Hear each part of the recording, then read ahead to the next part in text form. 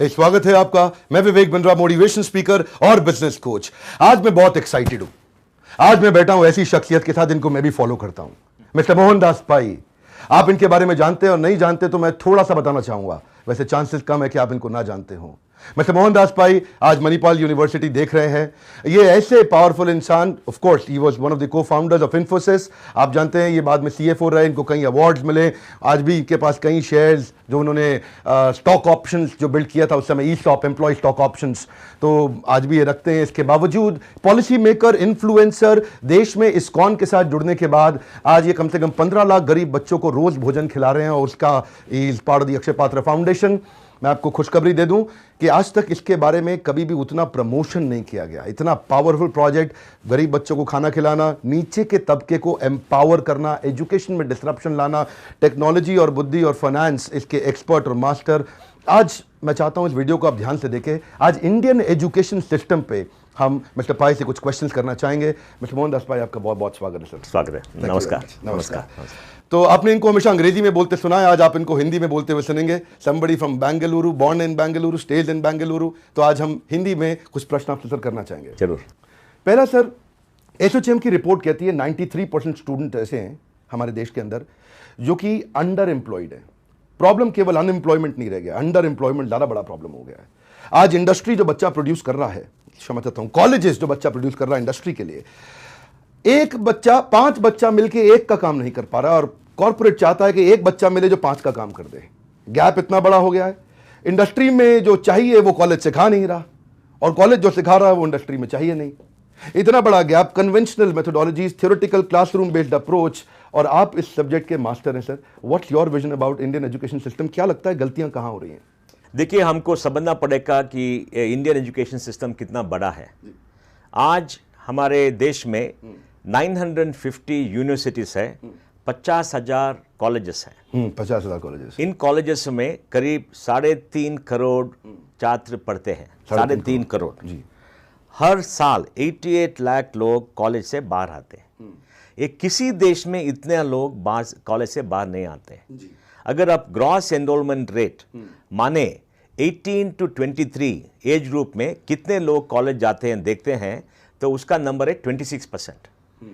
100 बच्चे क्लास 1 में जाते हैं, करीब 77 या 80 क्लास 10 क्लोज कंप्लीट करते हैं और करीब अबाउट 55 क्लास 12 स्टैंडर्ड कंप्लीट करते हैं और 26 कॉलेज से बाहर आते हैं, पास और फेल। तो इतने लोग कॉलेज से बाहर आते हैं। अभी किसी देश में इतने लोग बाहर नहीं आते, इतने ग्रेजुएट नहीं होते। तो ये तो समस्या बहुत मुश्किल है। मैं समझता हूं करीब एजुकेशन सिस्टम में 19th सेंचुरी का कंटेंट है, 19th सेंचुरी का आर्किटेक्चर है, 20th सेंचुरी का मेथोडोलॉजी है और 21st सेंचुरी को बच्चों को पढ़ाते हैं। और जो गैप है कि जो इंडस्ट्री और बिजनेस बेचती है, जो करती है, काम करती है, और जो कॉलेज में पढ़ाते हैं उसमें बहुत अंतर है। ऐसा चाहिए कि ये gap, application of knowledge. College में क्या होता है, अभी एक टीचर आती है और वो लेक्चर देती है, छात्र बैठ के नोट्स लिखते हैं और एग्जाम होता है, एग्जाम में लिखते हैं, बाहर आते हैं। लेकिन जो शिक्षा लेते हैं वो कैसा अप्लाई करना उनको नहीं पता चलता। एप्लीकेशन नहीं है, थियोरेटिकल है। इसलिए चाहिए कि कॉलेजेस में करीब 25% 30% लैब्स हो जहां उनको शिक्षा दे दिया जाए और कहा जाए कि ये शिक्षा कहां अप्लाई करना है। क्योंकि धंधा एप्लीकेशन है, धंधा कोई नॉलेज का नहीं है, एप्लीकेशन का है। एप्लीकेशन का है तो एप्लीकेशन सिखाना है। इसमें एक चैलेंज मैंने महसूस किया है, उसका कारण ये भी मुझे लगता है, आप प्लीज थोड़ा गाइड करेंगे। आप मणिपाल यूनिवर्सिटी देख रहे हैं और आपके इतने कैंपसेस हैं दुनिया भर में। आज इशू ये है कि एक एवरेज सैलरी हमारे यहाँ पे कॉलेज में लेक्चरर की लगभग 28,000 30,000 रुपये महीना है। If you look at Harvard में मैंने कुछ प्रोफेसर्स की तनख्वाह देखी है 16 लाख रुपया महीना, 18 लाख रुपया महीना। इधर है 30,000 रुपये महीना। और वो प्रोफेसर जो बन रहा है वो वही बन रहा है मोस्ट ऑफ द केसेस, क्षमा चाहता हूँ थोड़ा कड़वा बोलूंगा, जो कुछ नहीं कर पा रहा है वो लेक्चरर बन रहा है, प्रोफेसर बन रहा है। अब उसमें इतना एक्साइटमेंट नहीं है, इतना एनर्जी नहीं है, वो इतना case study based, role play based और सिनेरियो एनालिसिस स्टूडेंट्स के साथ बिल्ड नहीं कर पाता कि आगे चल के कंपनी में क्या तकलीफें आएंगी। तो बच्चा सोता है क्लास में और इसलिए अटेंडेंस लगा दिया कि गायब ना हो जाए बच्चा, तो अटेंडेंस लगा के जबरदस्ती बैठा दिया उसको, 75% अटेंडेंस तो डी बार हो जाएगा। बाहर से प्रोजेक्ट खरीद के लाता है, जमा कर देता है। ना कॉलेज देख रहा है, ना कोई चेक हो रहा है। तो ये मुझे लगता है ज़्यादा समस्या वो प्रोफेसर और अगर टीचर ठीक किए जाएं तो इम्प्रूव नहीं हो सकता। समस्या क्या है, वो छात्र में सेल्फ मोटिवेशन नहीं है। आप जैसे लोग उनको सेल्फ मोटिवेट करना है। देखिए, अगर आप में मोटिवेशन हो, आप में ताकत हो, आप जो कुछ भी कर सकते हैं। एक अंबानी कैसे बने, अंदर ताकत था, सेल्फ मोटिवेशन था। उन्होंने कहा कि मैं बड़ा होऊंगा, मैं एक काम करूंगा, मैं एक ज्यादा इंडस्ट्री करूंगा। उसमें एक पैशन था, एनर्जी था। आप में है, आप में भी पैशन है, आपने भी बहुत अच्छा काम किया है, हमने भी बहुत अच्छा काम किया। ये हमने इतना अच्छा काम नहीं, आपने काम नहीं किया था कि किसी ने हमको सिखाया, ये तो हमारे अंदर था। तो हर छात्र, हर बच्चे को देखना पड़ेगा उसके अंदर उसको क्या करना है। उसको एक ड्रीम चाहिए, सपना चाहिए। अंदर हर बच्चे में ताकत है, हर बच्चे में टैलेंट है, लेकिन सेल्फ मोटिवेशन चाहिए। अगर आपके पास सेल्फ मोटिवेशन नहीं है, कोई दे नहीं सकता है। जो लोग आगे आए हैं, अगर उनको पूछेंगे आप कैसे आगे, वो कहेंगे मेरे पास ताकत था, मेरे पास एक सपना था, मुझे काम करना था, मैंने किया। तो छात्र में सेल्फ मोटिवेशन चाहिए, सेल्फ मोटिवेशन, इंटरनल डिसिप्लिन चाहिए, इंटरनल डिसिप्लिन, सेल्फ मोटिवेशन चाहिए। अगर वो है और वो इच्छा है तो वो आगे आ सकता है। ये तो हो गई स्टूडेंट की बात। मैं इकोसिस्टम को भी समझना चाहता हूं। आप पॉलिसी मेकिंग के अंदर बड़े इन्फ्लुएंसर हैं हमारे देश में। इंडिया की ग्रोथ स्टोरी में आपका बड़ा कंट्रीब्यूशन रहेगा। मेरा एक प्रश्न है, आप कौन सी पॉलिसीज आज इंडियन गवर्नमेंट को अडैप्ट करनी चाहिए जो इंडिया की ग्रोथ स्टोरी में और स्पेशली एजुकेशन सेक्टर में अचानक बड़ी क्रांति ला सकती है? देखिए, हमको एक समझना पड़ेगा कि ये कितना बड़ा सिस्टम है, क्या है। भारतवर्ष में भारत सरकार का जो एजुकेशन है, IIT, वो 3% भारत के छात्रों को पढ़ाती है। 3% जो स्टेट का है, ताकि कर्नाटक, महाराष्ट्र का, वो तो 32% है। 65% प्राइवेट सेक्टर का होता है। लेकिन प्राइवेट सेक्टर होने के नाते फीस देना पड़ता है, लेकिन छात्रों के पास फीस देने का ताकत नहीं है। करीब 20 या 30% के लोगों के पास ताकत होगा कि वो पैसा दे। तो एजुकेशन लोन की सुविधाएं अच्छी कर दे। एजुकेशन लोन लेंगे तो बाद में काम नहीं करेगा तो क्या होगा? एजुकेशन लोन 15% NPA हो गया है, क्योंकि वो सब बच्चों को शिक्षा नहीं मिला है, उनको ताकत नहीं है, काम नहीं मिलेगा, नौकरी नहीं मिलेगा। प्राइवेट सेक्टर में छात्र फीस नहीं देते हैं, जाते कोई चीप कॉलेज है जहाँ फीस कम है, वो फीस लेकर वो किसको काम देंगे, किसको प्रोफेसर को देंगे? आपने कहा हार्वर्ड, अमेरिका का पर कैपिटा इनकम कितना है? करीब $55,000 है, 55 करीब 35 लाख है।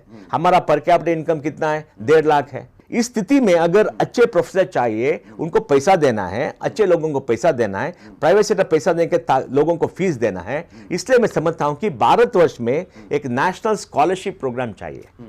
अगर भारत सरकार कहेगी मैं स्कॉलरशिप प्रोग्राम दूंगा, लोन का नहीं है, मैं भारत सरकार कहेगी 20,000 करोड़ का स्कॉलरशिप दूंगा, और स्टेट गवर्नमेंट, हर स्टेट गवर्नमेंट कहेगी कि हम भी पैसा डालेंगे। अगर 1 लाख करोड़ का एक नेशनल स्कॉलरशिप हो, जहां भारत सरकार और स्टेट सरकार देती है और कहती है कि हर छात्र को जाएगा, हम उनको कुछ स्कॉलरशिप देंगे, लोन देने का जरूरत नहीं है, हर साल वो खर्चा करेगी 1 लाख करोड़ आगे, तो हम समझते हैं कि 10 साल में सुधार होगा। चाइना से ज्यादा लोग हमारे कॉलेजेस में अब है।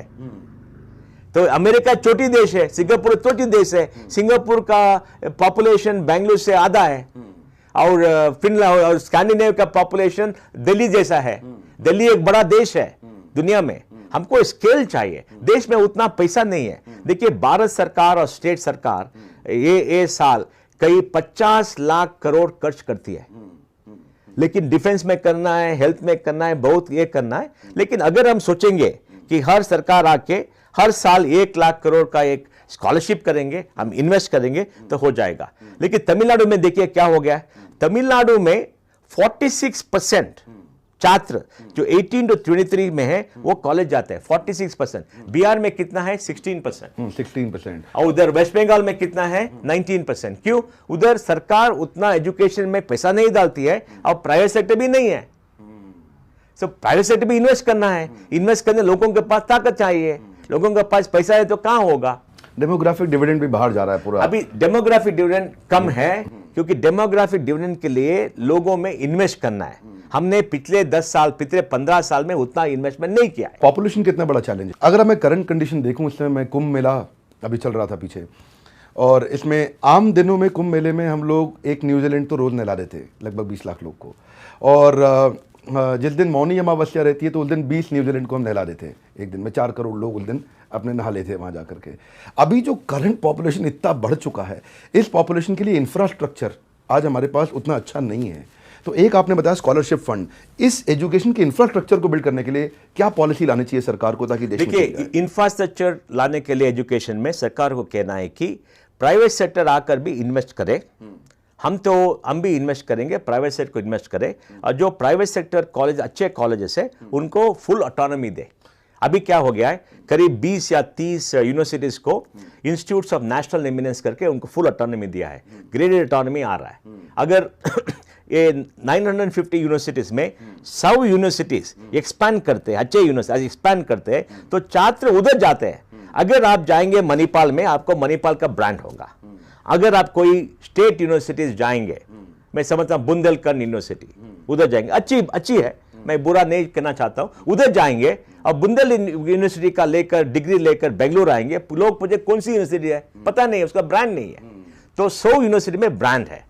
वो 100 यूनिवर्सिटी अगर इनटेक साल में 10,000 हो तो ज्यादा हो जाएगा ना, ज्यादा लोग उधर जाएंगे, 10 लाख चाहे तो उधर जा सकते हैं। तो मैं समझता हूं कि समस्या दूसरी है कि जो अच्छी यूनिवर्सिटी को एक्सपैंड करना है, जो बुरे यूनिवर्सिटी है वो चले जाएंगे, इससे क्वालिटी इंप्रूव होगा। लेकिन क्वालिटी चेक करेगा कौन? आजकल तो मैगजीन्स हैं, आप उनको क्वालिटी चेक तो अक्रेडिटेशन सिस्टम हो गया है, अक्रेडिटेशन सब हो गया है, लेकिन रोल आउट करने के लिए देखिए भाई साहब, ये बहुत बड़ी देश है। आज दुनिया में ऐसी कोई देश ने किसके पास ये समस्या था कि इतने लोगों को एजुकेशन देना है। अगर अमेरिका जाएंगे वो कहेंगे कि हमको हमारे बच्चों को अच्छा एजुकेशन नहीं मिल रहा है, टॉप 15% यूएस से अच्छा मिल रहा है, दूसरा नहीं मिल रहा है। अब यूके में जाएंगे तो कहते हैं कि हमारे बच्चों को स्कूल में अच्छा नहीं मिल रहा है, और हर देश में वही समस्या है, लेकिन हमारे देश में बहुत बड़ी समस्या है, क्योंकि हमारी पहली प्रॉब्लम भी है। तो मैं समझता हूं कि अगर 88 लाख छात्र बाहर आते हैं कॉलेजों से, करीब 30 लाख अच्छे हैं, हाई क्वालिटी है, और एक 20 लाख को ट्रेन कर सकते हैं, दूसरे को पुअर क्वालिटी है। लेकिन 50 लाख छात्र अच्छे क्वालिटी से, और किसी देश में 50 लाख नहीं आते, तो मैं समझता हूं कि इन्वेस्ट करना है, समय लगेगा। पॉलिसी मेकिंग में आप इतना समय पॉलिसी मेकिंग में हम जो अच्छे यूनिवर्सिटी उनको ऑटोनॉमी देना है, उनको कहना कि आप जाकर बढ़िए, अक्रेडिटेशन है, वहां स्टैंडर्ड्स है, ऑडिट होगा 1-5 साल में, आप देखिए, वो तो सिस्टम सब कुछ है। तो हमने सर से बात किया अभी एजुकेशन सिस्टम के विषय में कि इंडिया का एजुकेशन सिस्टम कैसा होना चाहिए। अगर आप श्री मोहनदास पाई जी से सीखना चाहते हैं अभी बिजनेस के लेसन, स्टार्टअप्स के लेसन, किस टेक्नोलॉजी में कहां पे कैसे ग्रोथ होगा, पैसा कैसे लाना है, बिजनेस बड़ा कैसे करना है, वो आप सीखना चाहते हैं, वीडियो को देखने के बाद आपको पता चल गया होगा कि आपको थ्योरी क्लास की नहीं, प्रैक्टिकल की जरूरत है, केस स्टडी सोल्व करने की जरूरत है।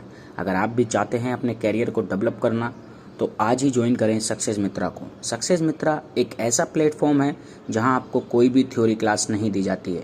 सक्सेस मित्रा आपके कैरियर को डेवलप करने के लिए देती है आपको प्रैक्टिकल ट्रेनिंग, जिसकी डिमांड इंडस्ट्री में होती है। सक्सेस मित्रा आपको एक ऐसा मौका देती है जिससे आप अपने कैरियर को न्यू हाइट्स पे ले जाते हैं। और अगर आपने भी अपनी लाइफ में कुछ बड़ा करने का सोचा है और कुछ बड़ा करना चाहते हैं, अपने ड्रीम्स को पूरा करना चाहते हैं, तो आज ही ज्वाइन करें सक्सेस मित्रा की प्रैक्टिकल ट्रेनिंग डेवलपमेंट कोर्स को। Thank you.